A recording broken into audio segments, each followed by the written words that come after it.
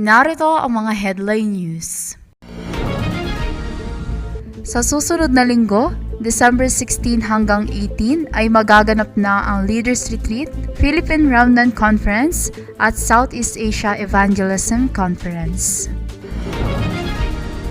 Ang mensaheng ipinahayag nitong nakaraang linggo ay Will the Absolute Partisan of Seven Journeys, mula sa Matthew chapter 28 verse 18 to 20. Magandang araw! Narito ang OLMC News. Sa susunod na linggo ay magaganap na ang Leaders Retreat, Philippine Remnant Conference at Southeast Asia Evangelism Conference. Gayon din na natapos na ang pre-registration para rito. Ang Leaders Retreat ay gaganapin sa December 16, Lunes, sa Hansarang Mission Church sa Taguig. At ang magbibigay ng lecture ay si Pastor Kim Yung Gil. Para sa Leaders Retreat, ang bilang ng mga dadalo ay 72 na mula sa 10 iba't ibang simbahan. Para sa mga interesado at gusto pang humabol sa Leaders Retreat at sa conference, ay maaari pa rin namang magpa-register. At meron na itong additional penalty na 500 pesos. Ang Philippine Remnant Conference at Southeast Asia Evangelism Conference ay parehong gaganapin sa Widows Hotel sa Clark. At pareho ditong magbibigay ng lecture si Reverend Liu Guangsu. Ang Philippine Remnant Conference ay sa December 17, Martes. Mula 12:30 ng tanghali hanggang alas 2 ng hapon ay preparation ng mga staff. Alas 2 hanggang alas 5 naman ay confirmed registration. 3:30 p.m. ay dinner. 4:30 hanggang alas 5 ay meeting ng Southeast Asia Church Officers, business person at missionary. 5:30 p.m. hanggang 6 o'clock magsisimula ang praise. Ibibigay ang unang lecture ng 6 o'clock hanggang 7 o'clock ng gabi. Susundan ito ng second lecture mula 7 o'clock hanggang 8 o'clock p.m. At pagkatapos ay Remnant Night. Kinabukasan, December 18, Miyerkules, ay Southeast Asia Evangelism Conference. 7 o'clock hanggang 9 o'clock ng umaga ay breakfast.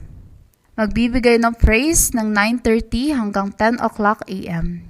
Mula alas 10 hanggang alas 11 naman ay ibibigay ang unang lecture.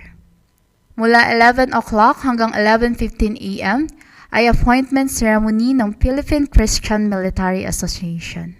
Sumunod na ibibigay ang pangalawang lecture ng 11:30 hanggang 12:30 ng tanghali. Pagkatapos ay babalik na sa kani-kanilang field.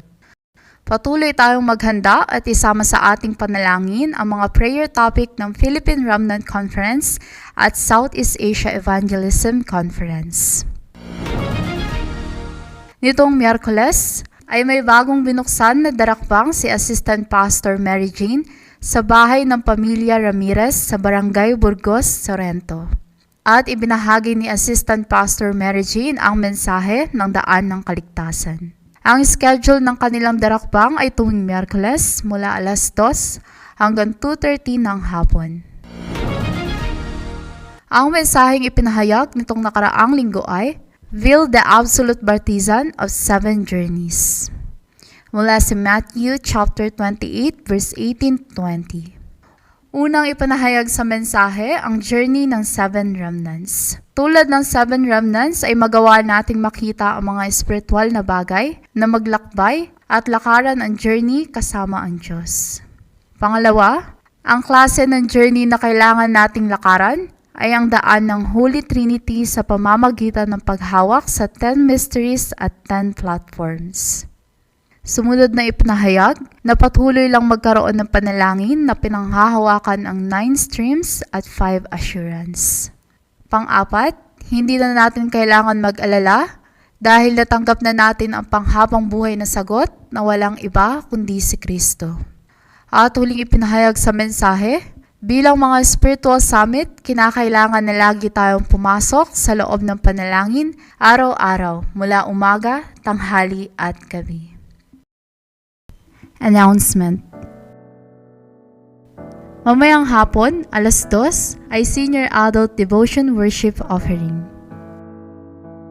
Mamayang alas 6 ng gabi ay PRC at Southeast Asia All-Stop Meeting sa Hansarang Mission Church. Sa December 11, Miyerkules, hanggang 13, Biyernes, ay Southeast Asia Mission Center Evangelism Camp sa Clark. Sa December 16, Lunes, ay PRC Leaders Training sa Hansarang Mission Church sa Taguig. Sa December 17, Martes, ay Philippine Remnant Conference. At sa December 18, Miyerkules, ay Southeast Asia Evangelism Conference. Sa December 18, Miyerkules hanggang 20, Biyernes, ay bibisita sa ating simbahan ang team ng mga asawa ng Korean pastor. Sa December 21, Sabado, alauna ng hapon, ay year-end meeting ng elders, senior deacon, deaconess, honorary at lahat ng pastors. Sa December 22, Linggo, alas 11 ng umaga, ay 2025 Church Workers and Department Minister Appointment. Sa December 24, Martes, 6:30 hanggang 10 o'clock ng gabi ay Christmas Eve worship at program. Sa December 25, Miyerkules, 9 o'clock a.m. ay Remnant Worship, 11 o'clock a.m. ay Main Worship, at alas 2 ng hapon ay Maskap at Tuwawa Worship. Sa December 26, Huwebes, ay 3rd Sports Basketball Evangelism Camp. At sa December 31, Martes hanggang January 1, Miyerkules, ay ibibigay ang New Year's message.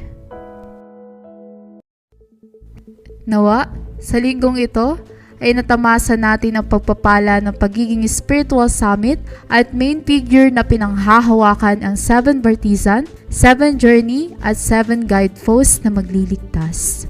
At dito nagtatapos ang OLMC News. Maraming salamat.